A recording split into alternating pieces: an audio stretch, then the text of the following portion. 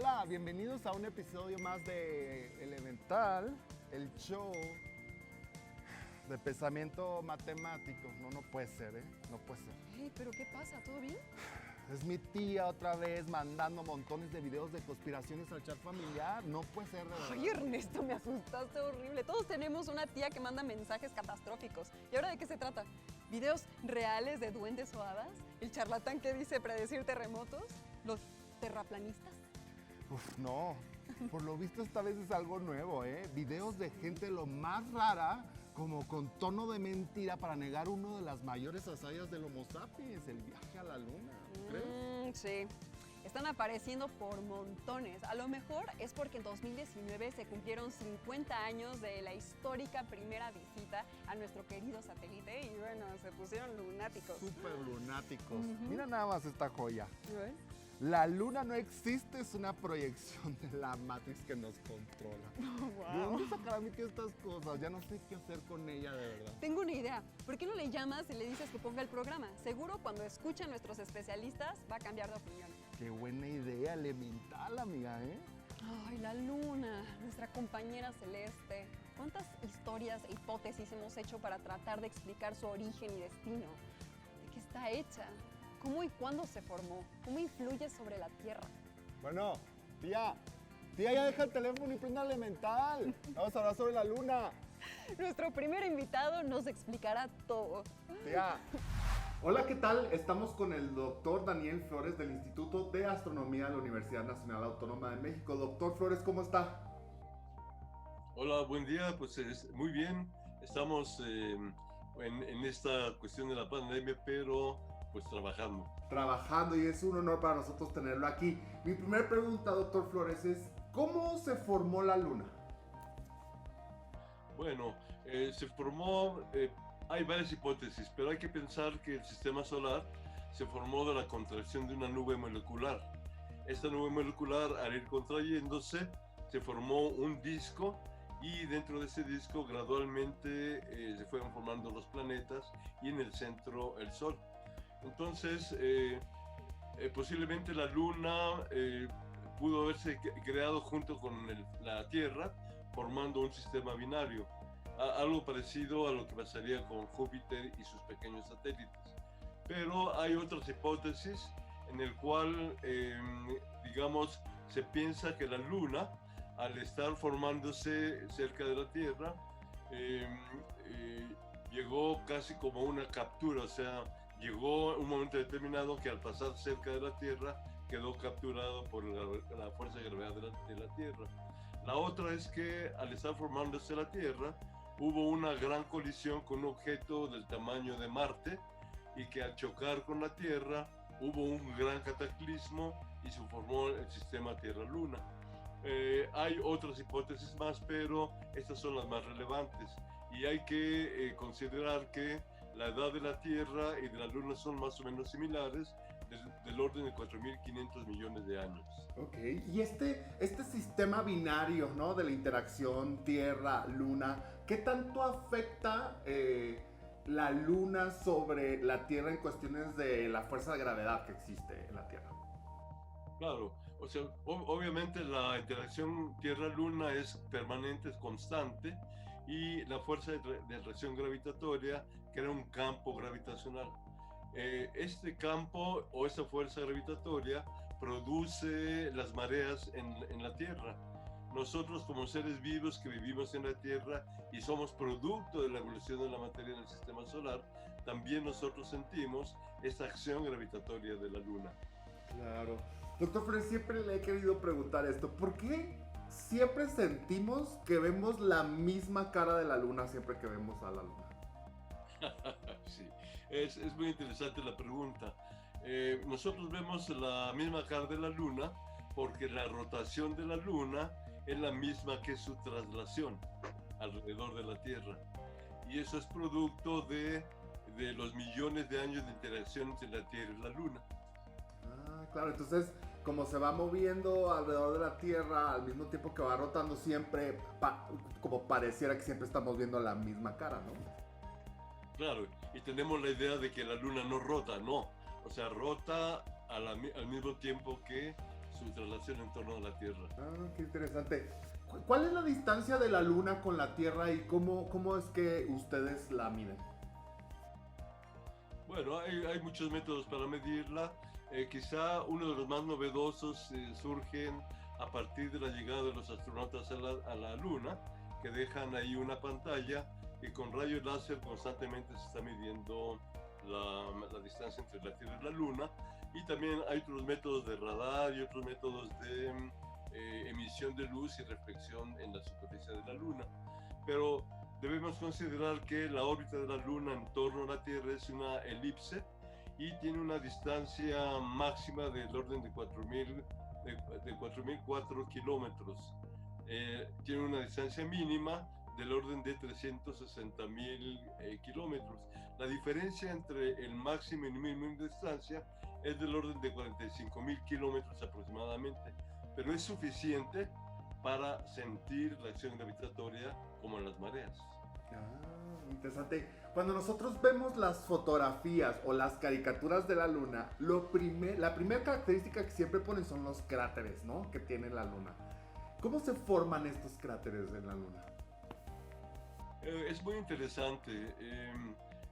Lo que ocurre es que los cráteres ahora sabemos que es de impacto de meteoritos sobre la superficie de la Luna, pero antes de la llegada de los astronautas a la Luna, se pensaba, había un gran conflicto entre geólogos, astrónomos, geofísicos, en el que se pensaba que eran producto de erupciones volcánicas en la superficie de la Luna. Resulta que en esa época, cuando llegan los astronautas a la Luna, se estaba preparando también un laboratorio lunar por la NASA, por Estados Unidos, en el que se iban a medir, digamos, ver las propiedades químicas de las rocas que iban a traer los astronautas. Entonces hubo un suceso en 1969 que es la caída del meteorito Allende, y el primer objeto que se estudió en este laboratorio lunar fue el meteorito Allende, que cayó en Chihuahua en 1969. Entonces se descubre que el meteorito Allende tenía una edad de 4.500 millones de años o un poquito más. Y entonces esto dio la idea de que entonces la Luna podía tener, o sea, los cráteres de la Luna pudieran haber sido producidos por impactos.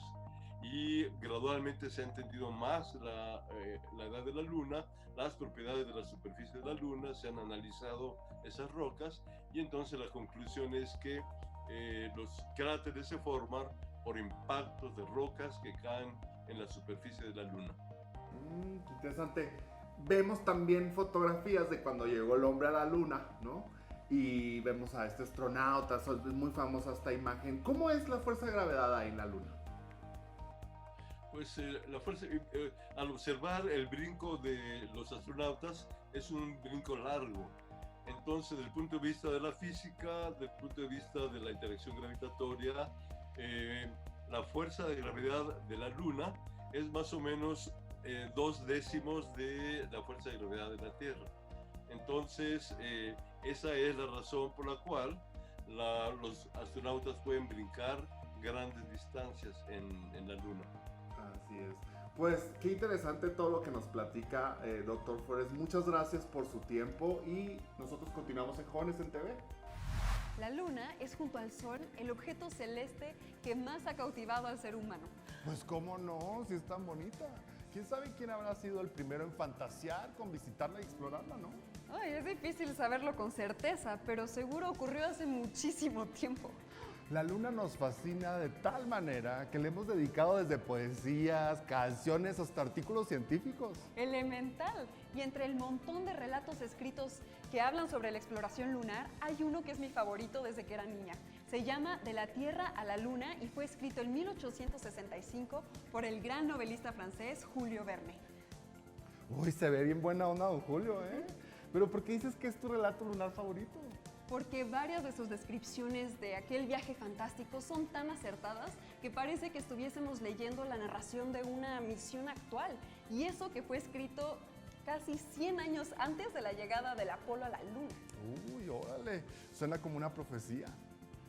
Otra cosa muy interesante es que menciona algunas cifras científicamente correctas y muy importantes para llegar a la Luna, tanto en la novela como en la realidad: la velocidad de escape. ¿Velocidad de escape?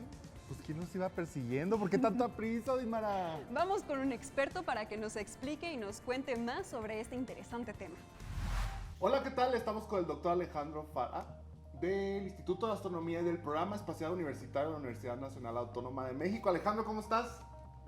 Muy bien, feliz aquí de nuevo en casa con ustedes. Excelente, qué gusto tenerte aquí con nosotros. Mi primera pregunta, Alejandro, es ¿qué es la velocidad de escape? Bueno, la velocidad de escape la tenemos que imaginar como la velocidad mínima para escapar de la atracción gravitatoria de un cuerpo masivo. Es tal que esta velocidad permite, por ejemplo, en el caso de la Tierra, que un objeto no se detenga. Entonces empieza a alejarse y si tiene esa mínima velocidad, logra romper ese lazo invisible de la fuerza de atracción gravitatoria. Eso quiere decir que se iría alejando constantemente y no volvería a regresar hacia la Tierra. Y las velocidades de escape me imagino que son diferentes en los planetas, dependiendo de qué planeta estemos. ¿Qué nos podrías platicar al respecto? ¿Cómo se compara una con la otra dependiendo del planeta? Bueno, la velocidad de escape tiene que ver completamente con la atracción gravitatoria y eso implica con la masa de los objetos. Por ejemplo, si pudiésemos pararnos en el Sol, necesitaríamos una velocidad de escape mínima de 617 kilómetros por segundo. Esa tendría que ser nuestra velocidad inicial. Para que nos demos una idea, aquí en la Tierra necesitamos tener una velocidad inicial de al menos 11.2 kilómetros por segundo. O sea, estamos hablando de más de 50 veces la velocidad de escape de la Tierra es la del Sol. Y así es diferente dependiendo de la masa. Por ejemplo, en Marte es de 5 kilómetros por segundo, en la Luna tan solo de 2.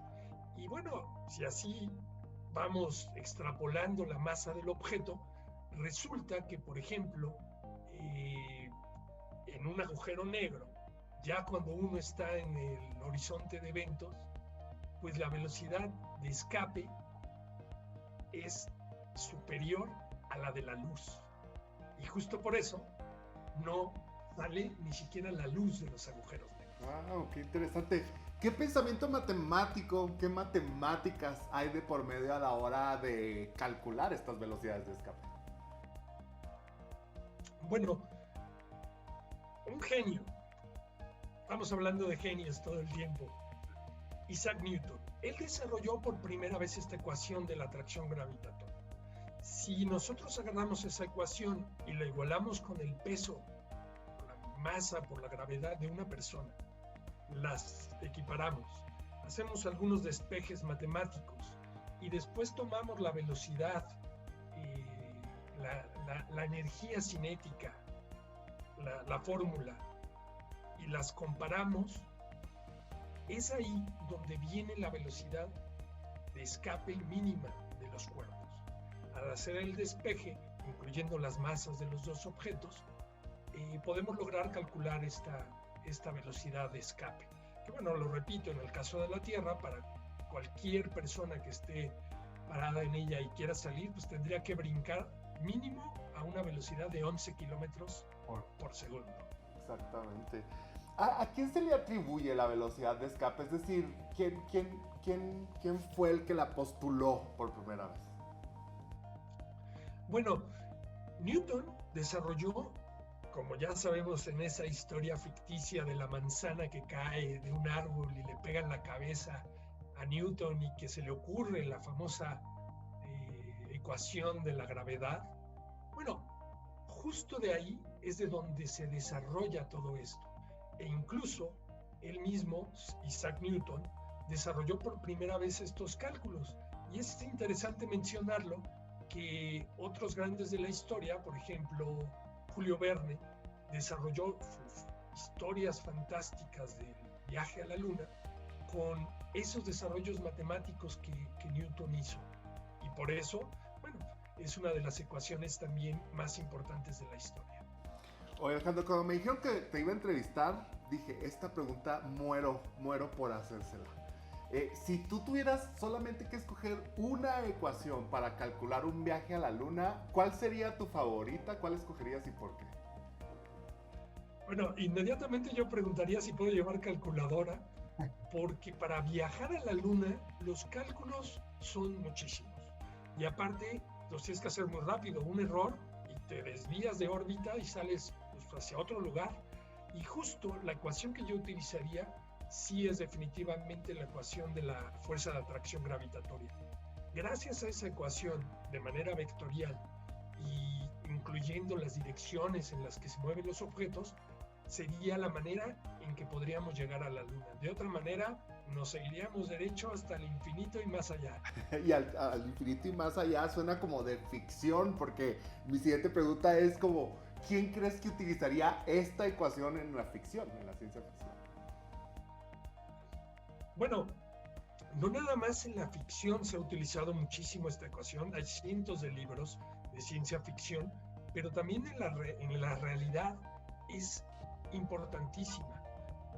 Cuando un avión despega, la telecomunicación que tenemos hoy día es gracias a esta ecuación.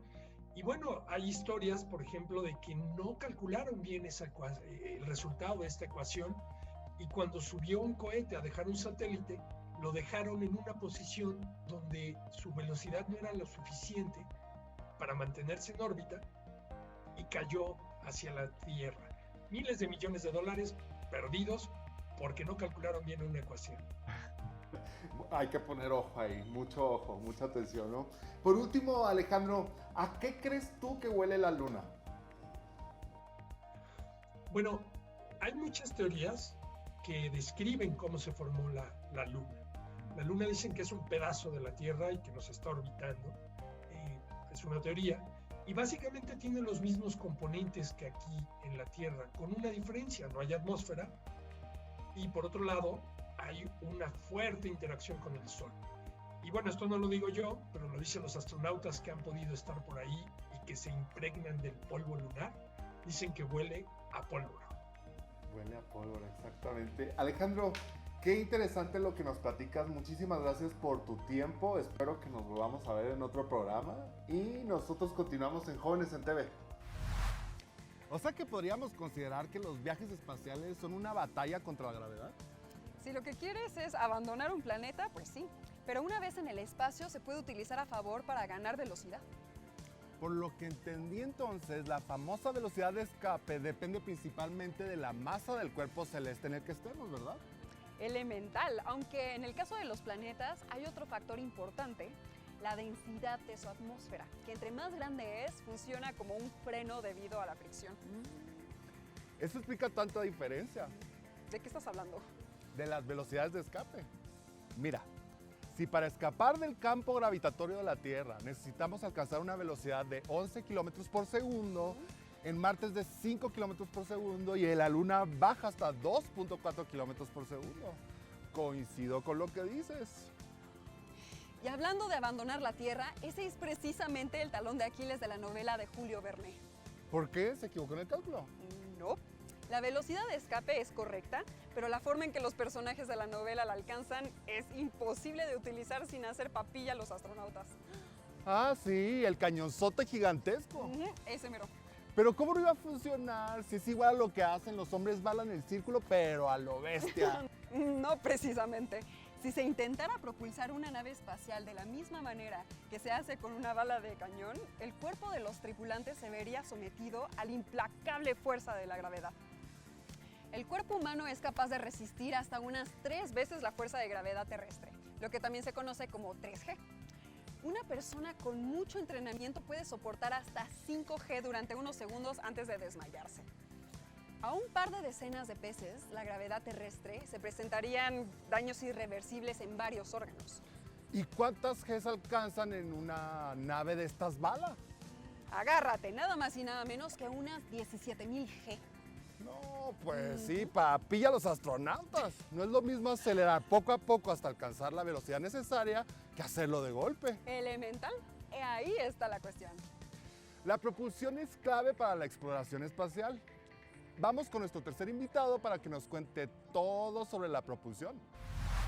Hola, ¿qué tal? Estamos con el doctor Jorge Ferrer Pérez, de la Unidad de Alta Tecnología de la Facultad de Ingeniería de la Universidad Nacional Autónoma de México. Doctor Ferrer, ¿cómo está?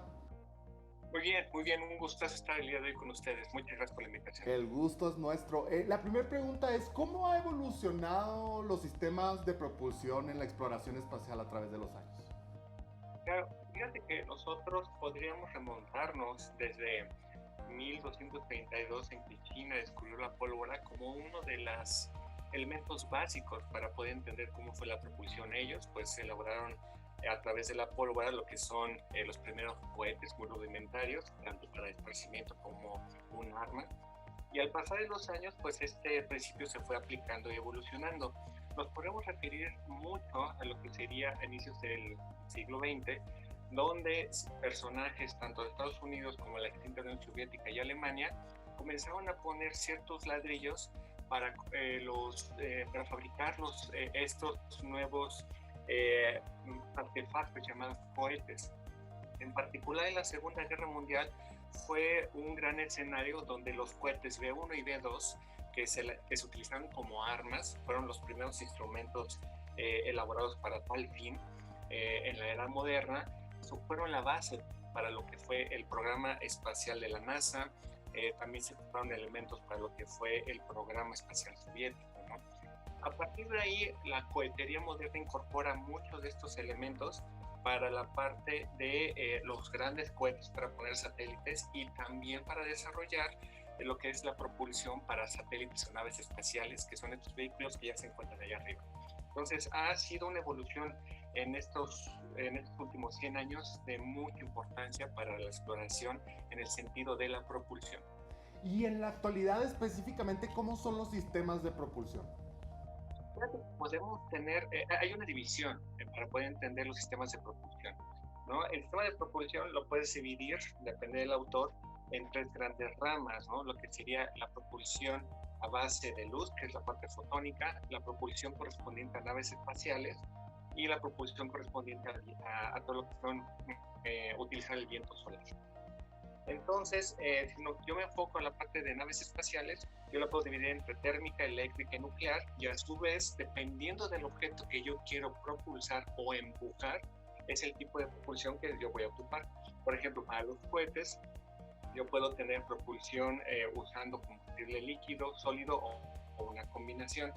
Para la parte de un satélite que ya se encuentra en el espacio, yo puedo tener propulsión eléctrica, puedo tener algo de propulsión gas frío, puedo tener algo de propulsión química, ¿no? Entonces, mucho depende qué es lo que yo quiero mover.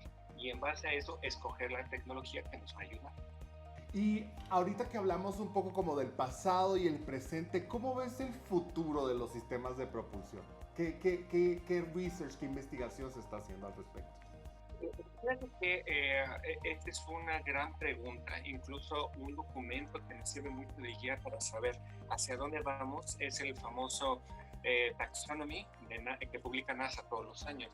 Y este año, que es lo que ellos ven para el 2021, agrupa cuatro grandes grupos, lo que sería la propulsión química, que se refiere a todo lo referente a los cohetes, que puede ocupar diferentes tipos de combustible, la propulsión eléctrica, que es enfocado a la parte de naves espaciales ya fuera de lo que sería la atmósfera, la propulsión para la parte aeronáutica, cómo yo puedo tener nuevos motores para aeronaves, y la propulsión avanzada, que son estos nuevos tecnologías que se quieren ocupar para misiones ya muy, muy particulares, ¿no?